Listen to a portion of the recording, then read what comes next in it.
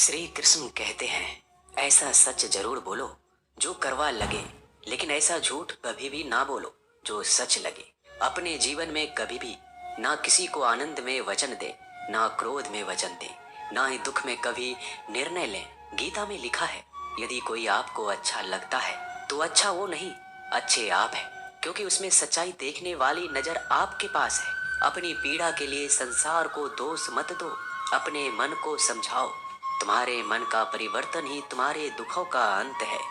सोच और नीयत अच्छी रखिए, फिर आपके कष्ट प्रभु स्वयं दूर कर देंगे। लोग अपने शरीर को सुंदर बनाने में लगे रहते हैं, पर आत्मा की सुंदरता शरीर की सुंदरता से कहीं ज्यादा महत्वपूर्ण है। शरीर तो नश्वर है, मिट्टी ही तो है, और मिट्टी में ही मिल जाता है, पर आत्मा अमर है। इसलिए आत्मा की सुंदरता पर ध्यान दो। बहुत विनम्रता चाहिए रिश्तों को निभाने के लिए। छल कपट से तो सिर्फ महाभारत रची जाती है। इंसान की सोच ही उसकी सबसे बड़ी पहचान है, वरना दुनिया में एक नाम के कई इंसान हैं। उस इंसान का मंजिल से भटकना तय है जिसकी संगत में नकारात्मक लोग रहते हैं। समय एक सा नहीं रहता है। आज दुख है तो कल सुख भी आएगा, और सुख के बाद दुख भी आना स्वाभाविक है।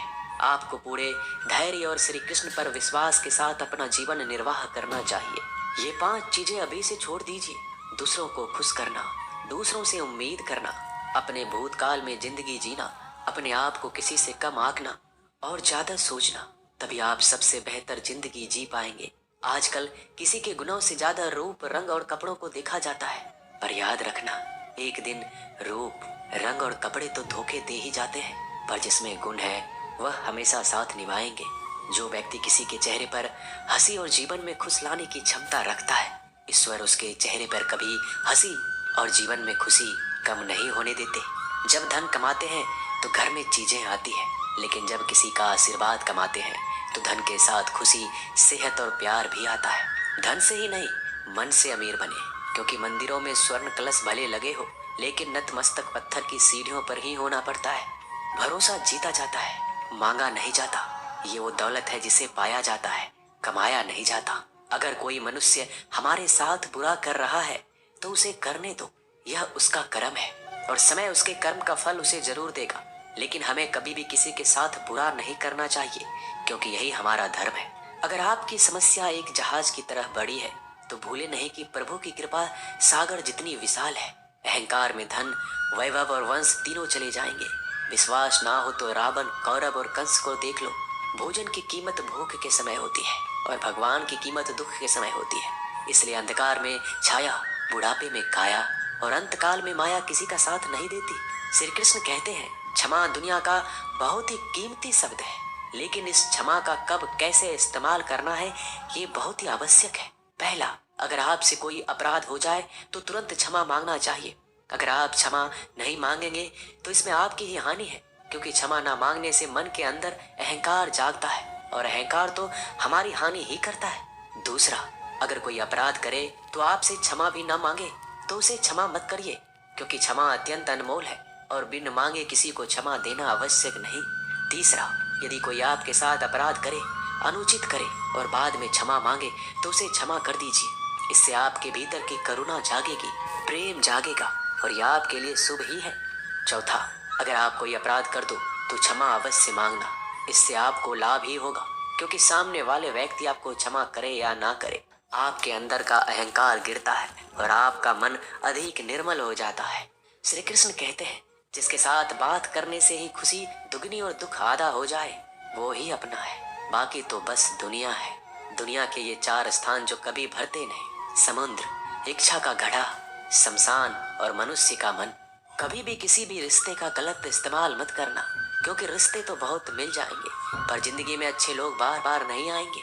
बिना कुंडली मिलाए आजीवन चलने वाला एक अद्भुत संबंध केवल मित्रता है। यदि हमारी नीयत अच्छी और मकसद सही है तो किसी ना किसी रूप में ऊपर वाला भी हमारी मदद करता है। जब हम प्रार्थना करते हैं तो ईश्वर हमारे कहने से ज्यादा सुनता है। जितना हम पूछते हैं उससे ज्यादा जवाब देता है। जितना हम कल्पना करते हैं उससे ज्यादा अपने समय में और अपने तरीके से देता है। समय का चक्र बहुत तेज चलता है, इसलिए ना तो बल का अहंकार करें, ना ही अपने धन का। जीवन में वाणी को संयम ही रखना अनिवार्य है, क्योंकि वाणी से दिए हुए गांव कभी भरे नहीं जा सकते। जीवन में कभी मौका मिले तो किसी के लिए सारथी बनना, स्वार्थी नहीं। जैसे पानी को अगर दूध में मिलाया जाए तो वह दूध की तरह हो जाता है, यदि वही पानी अगर कीचड़ में मिलाया जाए तो कीचड़ बन जाएगा।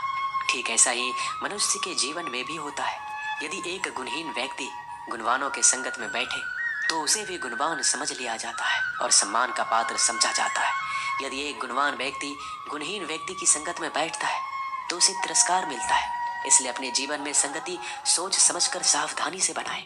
जो मेहनत करने के बाद भी सपने पूरे नहीं होते तो रास्ते बदलिए, सिद्धांत नहीं, क्योंकि पेड़ भी हमेशा पत्ते बदलता है, जड़ नहीं। गीता में साफ शब्दों में लिखा है, निराश मत होना, कमजोर तेरा वक्त है तू नहीं।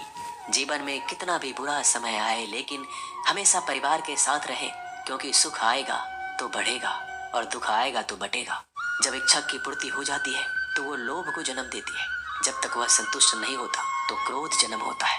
काम, लोभ और क्रोध तीनों के प्रभाव में आकर मनुष्य पाप करता है।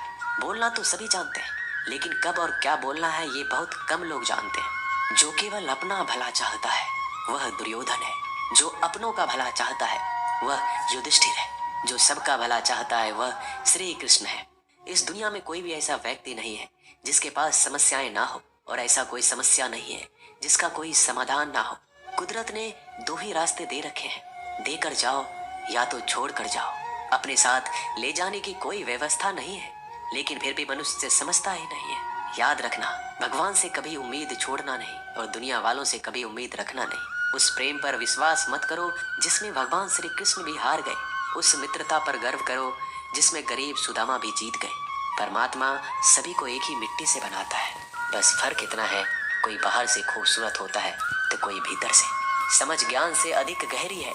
आप बहुत से लोगों को जानते होंगे लेकिन कुछ ही आपको समझते हैं। प्यार दुनिया की सबसे खूबसूरत चीज है।